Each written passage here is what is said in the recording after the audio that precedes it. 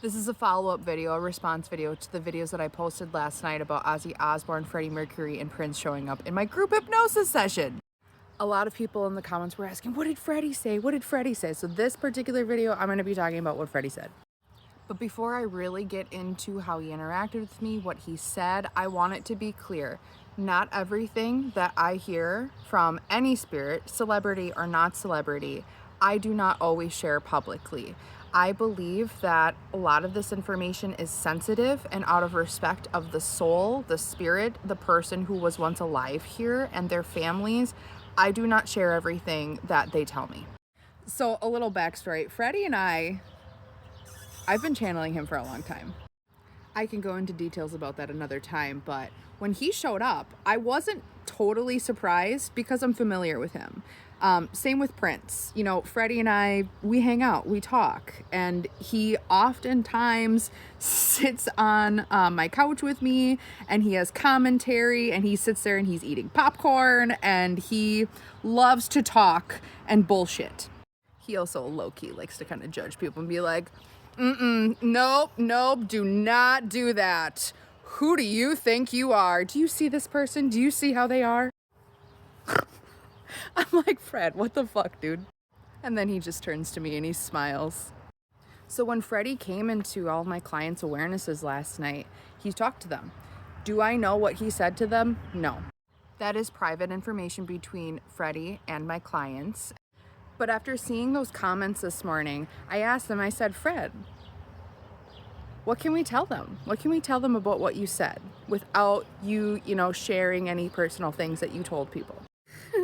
And just for reference, how Freddie likes to present himself to me, it kind of depends. Sometimes, most of the time, because this is the favorite version of him I have from my own personal memories, is he presents himself as to what he looked like at Live Aid. Sometimes he presents himself to me when he was still Farouk. I'm pronouncing that wrong. Farouk. He just corrected me. And I see a much younger version where he was still, in a way, involved in that culture without having the voice to really step away from it yet. But when he came in last night, he was like, put me in, put me in, put me in. I want to sing! When you have a voice like Freddie Mercury, your ability to heal through the vagus nerve, to heal through sound frequency is immense. And that's one of the reasons why he wanted to come through last night. He wanted to sing because he wanted to release things inside of my clients that needed to be let go, that needed to be released, that needed to get out of their bodies. But I just love how he came up to me. He just came up and he's, hello. That motherfucker. He is such a beautiful soul. So I'm going to go ahead and I'm going to get into channel and I'm going to let him speak through me as to what he generally said or wanted to say to my clients last night during the group hypnosis session. Hello. No, I cannot speak in my accent because her throat hasn't adjusted to it yet. Oh. Woo! Ooh, Mackenzie. You need to stretch. Hello all, I love you so much. Thank you for being here. What I said to those women last night? Well, you just wait. I told them that it is time for them to remember who they are. That it is time for them to be free. I want to break free. Okay, that just woke me onto my fucking channel. I can't believe he just sang through me. Jesus fucking Christ. I know I didn't do it as well as he did, but he rattled my throat. Many of you remember me as someone who was highly regarded, highly talented, someone obsessed with drugs and sex, and in a lot of ways, those things were true. But you did not all see all sides of me. Why I came back in hypnosis last night is I wanted the people of Earth, the people who remember me, to know that I am still here, I am just in a different dimension, and I am here to teach those who are ready to release what is stuck within their chakras, what is stuck within their energy, and let it go. Let it be free. Women, Men, you have all forgotten who you are. I forgot who I was. I was caught within the matrix, within the Earth's exponential programming, if you will. I'm having a difficult time finding the words. But I told them, love yourself. Be yourself. Have authenticity. Sing. Dance. Be free.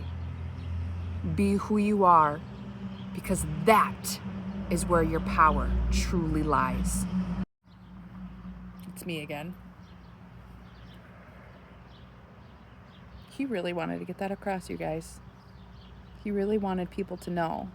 You know, as he was speaking, he was showing me how in his life, in all of our lives, this is what happens to every human, not just celebrities, that we get so caught up in this earth shit, societal programming.